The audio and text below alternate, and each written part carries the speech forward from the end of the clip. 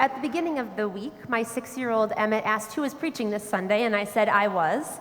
And he asked what I was preaching about, and I said, well, I'm preaching about the importance of being together in community. And he said, oh. And I said, well, what do you think about that? Why do you think it's important to be together in community? And he said, well, you can get more done. You have lots of help if you need it. You can build a house faster. He's been on a bunch of mission trips. You can build a house faster. And then he said, and you get lots of hugs if you feel sad. In this time, in our shared life, in the life of our nation, and in our world, those attributes of community sounded pretty good to me. Who wouldn't want more hugs when we feel sad? And the truth is, community, being together, being as one, gathered together as a unified body, has been important, even critical to human beings since there have been human beings. Anthropologists and archaeologists tell us that from very early on, from right away, sharing food, sharing the work of caring for infants, and building strong social networks helped our very earliest human ancestors to deal with the challenges of their environments. And over time, those early humans began to gather at hearths and in shelters to share food, to eat, and also to socialize. Community has been important to human beings for as long as we have been. The biblical narrative tells us that from the very first moment that people were created, God recognized that it was not good for us to be alone, and created animals and birds and fish and bugs and ultimately other people to be with us, to share this world with us, to share this journey with us. Because human beings need community. It helps us to be strong. It helps us to thrive.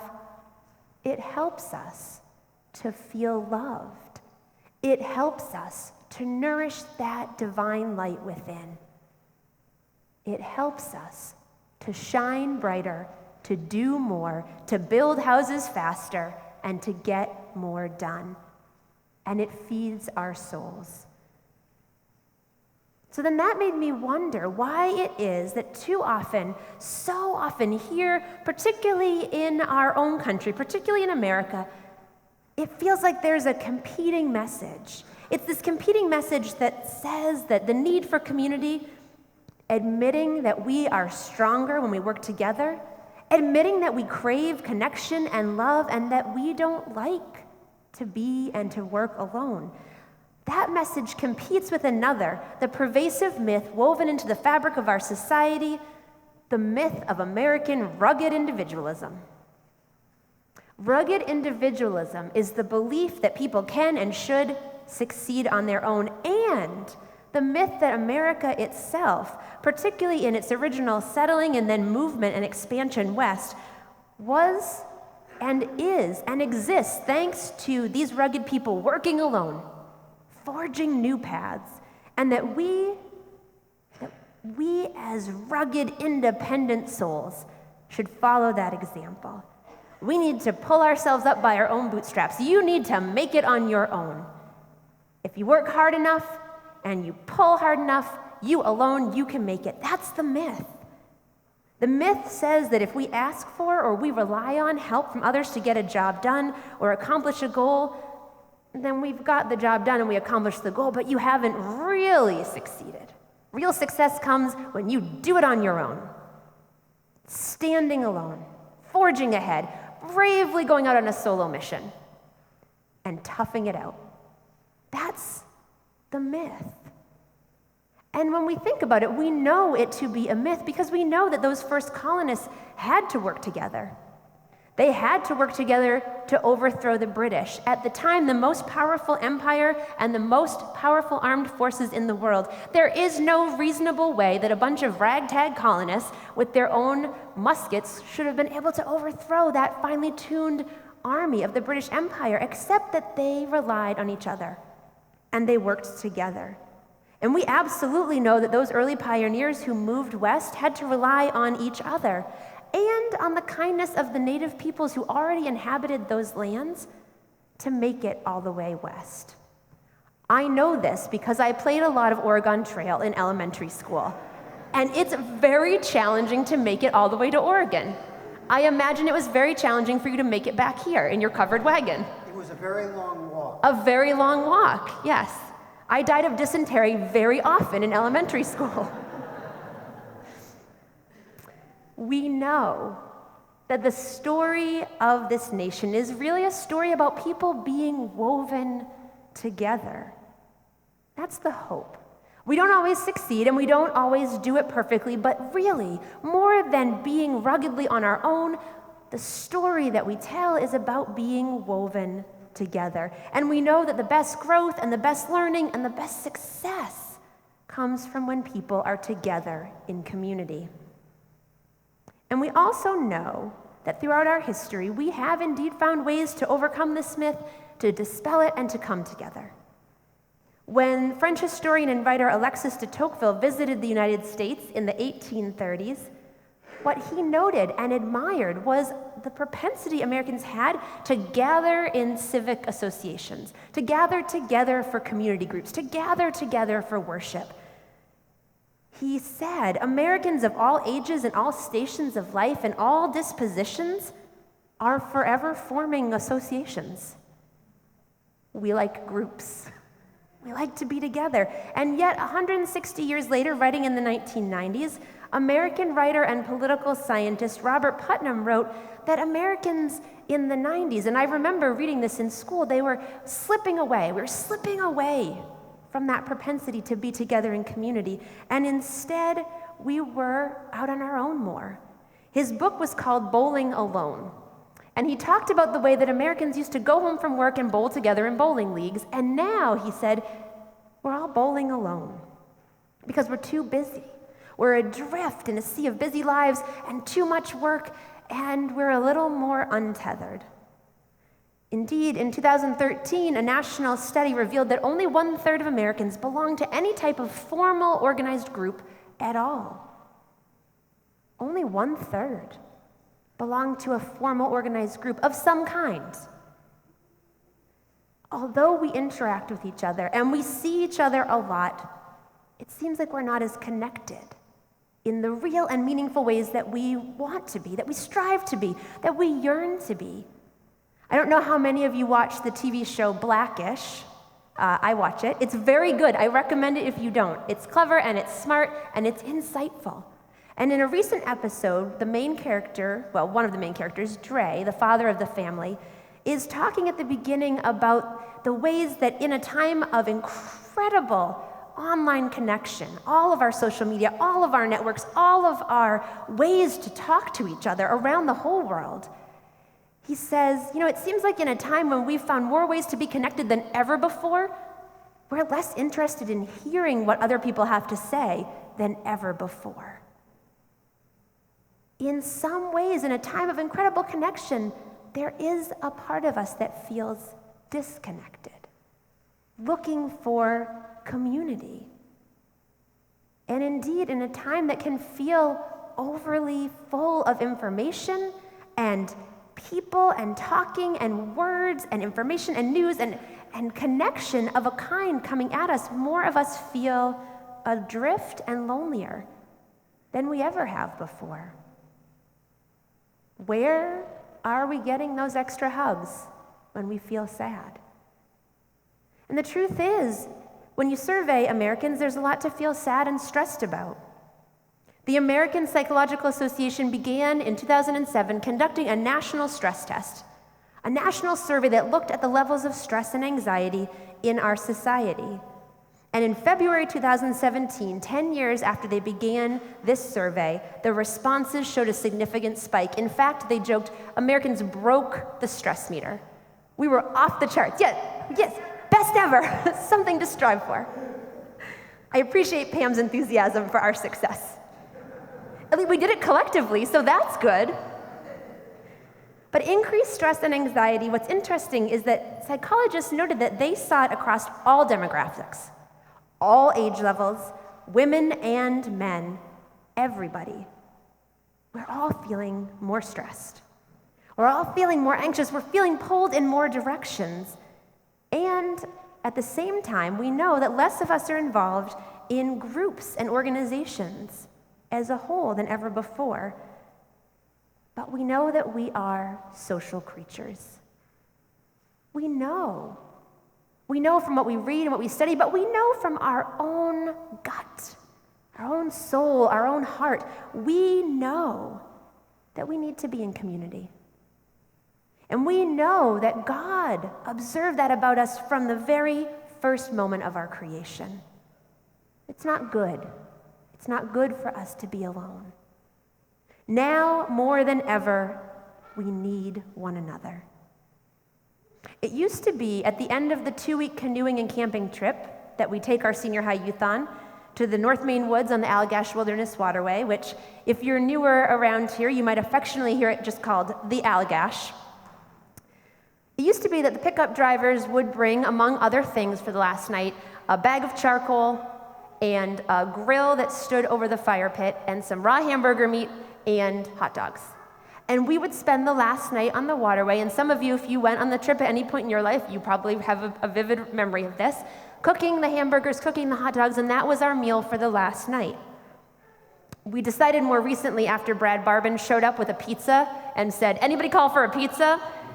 at this remote wilderness location, that it was actually easier and more fun just to have them bring a whole bunch of pizzas, and that's what we've switched to. But it used to be that we would cook a meal over this pile of charcoal. In recent years, truthfully, we weren't very good at it, and that is part of the reason why we abandoned it. But one time when we were cooking, I inadvertently sort of shoved one of the pieces of charcoal off to the side, away from the flaming hot pile of coals. And I noticed that really quickly, while the others continued to burn and to glow, that one little charcoal off to the side on its own, it went out really quickly. But the others were feeding off the shared heat and the energy of the pile, and they continued to glow and to give off heat and to be bright, to be glowing. And I think there's some wisdom in that for us. In the scripture that Beth read, we hear Jesus remind us that we are the light of the world, but that our light cannot be hidden. It needs to be cultivated and nurtured. And I think to do that, it needs to be together. Just like that charcoal, with the glowing of the others, with the heat and the energy of that community, our light burns brighter. Our spark is stronger.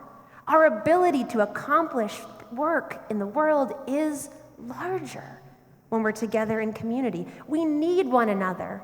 We need community.